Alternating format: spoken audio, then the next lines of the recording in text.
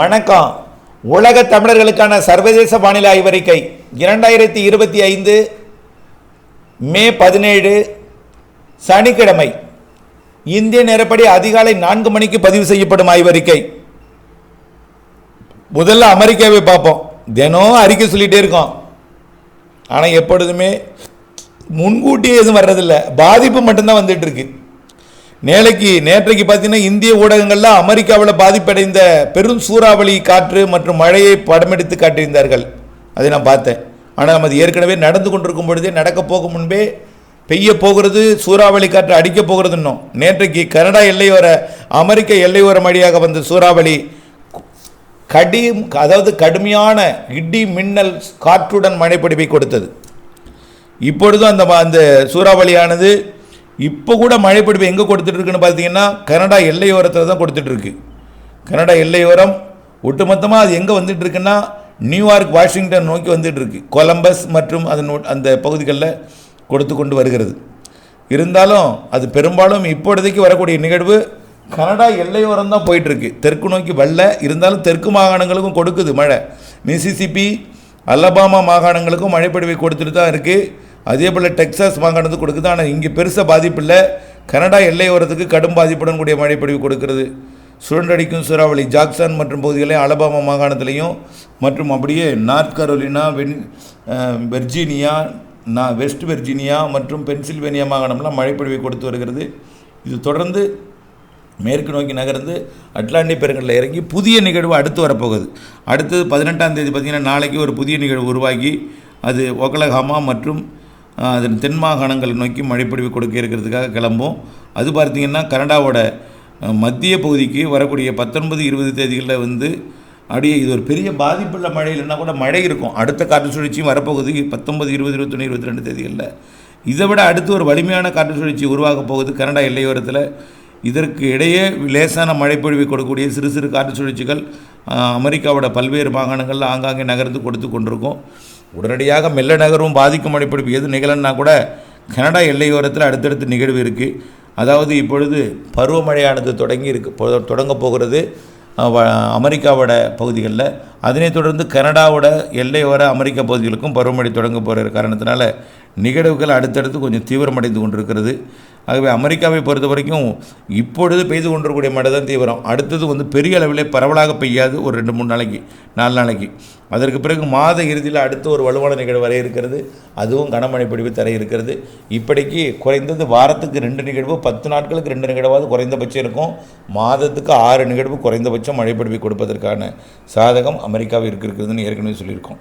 அடுத்தபடியாக தென் அமெரிக்க நாடுகளை பொறுத்த வரைக்கும் கனமழை பொழிவு தாங்க, ஓய்வே இல்லாத மழைப்பொழிவு. கொலம்பியா, ஈக்குவடார், பெரு மற்றும் வெனிசுலா போன்ற பகுதிகளுக்கெல்லாம் நல்ல மழைப்பொழிவை கொடுத்து வருகிறது. ஒட்டுமொத்த தென் அமெரிக்காவோட வடக்கு பகுதி முழுவதுமே கனமழை தான். வடக்கு பகுதி முழுவதுமே கனமழை. பிரேசிலோட வடக்கு பகுதி முதல் தெற்கு பகுதி பார்த்திங்கன்னா இப்பொழுதைக்கு அர்ஜென்டினா மற்றும் உருகுவே பகுதிகளில் கனமழை பொழிவை கொடுத்து வருகிறது. அதே போல் சிலி பகுதியும் கனமழை. கடலோர சிலியே ஒரு நீண்ட கடற்கரை தான். அதில் தெற்கு கடற்கரையில் சிலியில் இன்றைக்கு கனமழை கொடுத்து வருகிறது. அப்போ சிலி நிகழ்வும் அது அர்ஜென்டினா நிகழ்வும் ஒன்றிணைந்து 18, 19ஆம் தேதி வாக்கில் அர்ஜென்டினா உருகுவே பகுதிகளுக்கு கனமழை பொழிவை கொடுக்க போகுது, கடலோர பகுதி வரைக்கும். இதனிடையே அதாவது தென் அமெரிக்காவோட வடக்கு பகுதியில் இருக்கக்கூடிய நாடுகள், அதாவது கொலம்பியா மற்றும் ஈக்குவடார், பெரு போன்ற நாடுகளில், அதே போல் வெனிசுலா போன்ற நாடுகளில் தொடர்ந்து மழைப்பொழிவு இருந்து கொண்டே இருக்கும். இதுக்கு முடிவு இல்லை. அதாவது பருவமழை அதாவது இப்பொழுது தெற்கு பகுதியிலேயே மழை பொழிஞ்சிட்டு இருக்குது. இப்போ தான் வடக்கு பகுதியில் கோடை மழை தொடங்கி பருவமழை தொடங்கியிருக்கு. இந்த பருவமழை தொடங்கி முடிஞ்சாலும் அடுத்த சூரியன் குத்துக்கதிர் தெற்கு நோக்கி வரும்பொழுது 2வது பருவமழை காலம் வரும் தென் அமெரிக்க நாடுகளுக்கு. அதனைத் தொடர்ந்து அது கோடையாக மாறும், பிறகு அது மழையாக மாறும். ஆகவே 2 பருவமழை, 2 கோடைக்கால மழையாக இருக்கும் தென் அமெரிக்க நாடுகளுக்கு. தென் அமெரிக்க நாடுகளில் எல்லா நாடுகளுக்குமே 2 கோடை, 2 பருவமழை காலம் இருக்குது. அதே போல் தான் இந்த ஆண்டும் இப்பொழுது தொடங்கியிருக்கூடிய மழை தொடர்ந்து 2 வேறு பருவமழையுமே 2 கோடையுமே மழைப்பொழிவை அதிகமாகத்தான் கொடுக்கும். சராசரிக்கு கூடுதல் மழைப்பொழிவை தென் அமெரிக்க நாடுகளுக்கு கொடுக்க இருப்பதற்கு முழுமையான சாதக அமைப்பு தென்படுகிறது. அடுத்தபடியாக ஆப்பிரிக்காவை பொறுத்த வரைக்கும் இப்போது மத்திய ஆப்பிரிக்க பகுதியில் தாங்க மழை பொழிஞ்சு கொண்டிருக்கு. ஆனால் எதுவுமே தொடர்ந்து பெய்யல. கொட்டி தீர்க்கும் மழையாக பெரிய ஒரு பாதிக்கும் மழையாக, ஆனால் காங்கோவுக்கு அடிக்கடி பாதிக்குது. காங்கோ மற்றும் அதன் வடக்கு பகுதியில் இருக்கக்கூடிய சென்ட்ரல் ஆப்பிரிக்கன் ரிப்பப்ளிக்கு கொஞ்சம் மழை அதிகம் கொடுக்குது. உகாண்டாவிற்கும் அவ்வப்போது மழைப்பொழிவு கொடுத்தாலும் சவுத் சூடானுக்கு கொஞ்சம் கனமழை பொழிவு தொடங்கியிருக்கு. வரக்கூடிய நாட்களில் Kenya, Tanzania, Uganda, south Sudan போன்ற பகுதிகளுக்கும் எத்தியோப்பியா மற்றும் சோமாலியா பகுதிகளுக்கும் மழைப்பொழிவை கொடுக்கும். இருந்து கொண்டே இருக்கும். பாதிக்கும் மழை இல்லாமல் மழை இருக்கும், விலகும். மழையும் வெயிலும் இதமான வெப்பமும் மாறி மாறி மாறி மாறி அமைந்து கொண்டே இருக்கும். அதே போல் அப்புறம் படிப்படியாக இந்த தென் ஆப்பிரிக்காவோட மத்திய ஆப்பிரிக்கா பகுதி மழை கொஞ்சம் கொஞ்சமாக சூடான் பகுதிக்கும் கொஞ்சம் கொஞ்சமாக முன்னேறும். ஆனால் மழை பெரும்பாலும் காங்கோவுக்கும் சவுத் சூடானுக்கும் இடையில் Kenya, Tanzania, Uganda, Ethiopia, Somalia பகுதிகளுக்கு தான் மழை அதிகமாக இருக்கும் வரக்கூடிய நாட்களில்.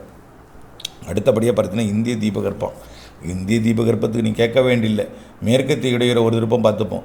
மேற்கத்திய இடையூறு பார்த்திங்கன்னா ஏற்கனவே ஒரு மேற்கத்திய இடையூறு அது கிரீஸ் வழியாக உள்ளே நுழைஞ்சிச்சு. இட்டாலி பெஞ்சிட்டு கிரீஸ் வழியாக உள்ளே போயிட்டுருக்கு. இந்த மேற்கத்திய இடையூறு ஏற்கனவே நம்ம சொன்னது தான். அது அப்படியே காஸ்பியன் கடல் வழியாக, நிலம் சூழ்ந்த காஸ்பியன் கடல் வழியாக போகும். இதனால் அதை உஸ்பெகிஸ்தான் மற்றும் துர்பகிஸ்தான் வழியாக, ஆப்கானிஸ்தான் வடக்கு பகுதி வழியாக அப்படியே போகும். இதனால் இமயமலையோட வடக்கு பகுதி சீன பகுதிகளுக்கு தான் மழைப்பொழிவை கொடுக்கும் வகையில் இருக்குது. பாகிஸ்தான் எல்லையோரத்திற்கு வெயில் தான் அதிகமாக இருக்கும். பாகிஸ்தான் எல்லையோர மாநிலங்கள் தவிர்த்து பிற மாநிலங்களுக்கு கனமழை காத்திருக்கு. இதில் முதலிடத்தை பிடிக்கும் பொழுது ஒட்டுமொத்த தென் மாநிலங்கள் மகாராஷ்டிராவிற்கு தெற்கக்கூடிய அனைத்து தென் மாநிலங்களுக்கும் அதிக மழைப்பொழிவு காத்திருக்கிறது.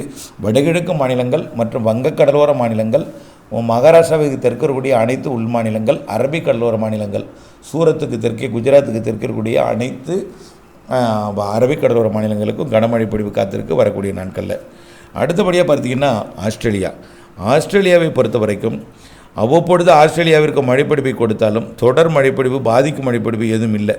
ஆனால் கிழக்கு ஆஸ்திரேலியாவிற்கு மழைப்பொழிவு கொடுத்து வருகிறது. நல்ல ஒரு மழைப்பொழிவு கிழக்கு ஆஸ்திரேலியாவில் பார்த்திங்கன்னா, அதாவது பிரிஸ்பேன் மற்றும் காப் ஹார்பர் மற்றும் சிட்னி போன்ற பகுதிகளுக்கு மழைப்பொழிவு இருந்துகிட்டே இருக்கும். இந்த அதாவது கிழக்கு ஆஸ்திரேலியா பகுதிகளுக்கு மட்டும் மழை இருந்துகிட்டே இருக்கும். 23, 24 தேதி வரை எல்லாம் இருந்துகிட்டே தான் இருக்கும். அந்த கிழக்கு ஆஸ்திரேலியாவில் மட்டும் மழை இருக்கும். அடுத்தபடியாக பார்த்திங்கன்னா இந்தோனேஷியாவிலையும் மழை இருந்துகிட்டே இருக்குங்க. தெற்காசியா, தென்கிழக்கு ஆசியாவில் மழை தாங்க.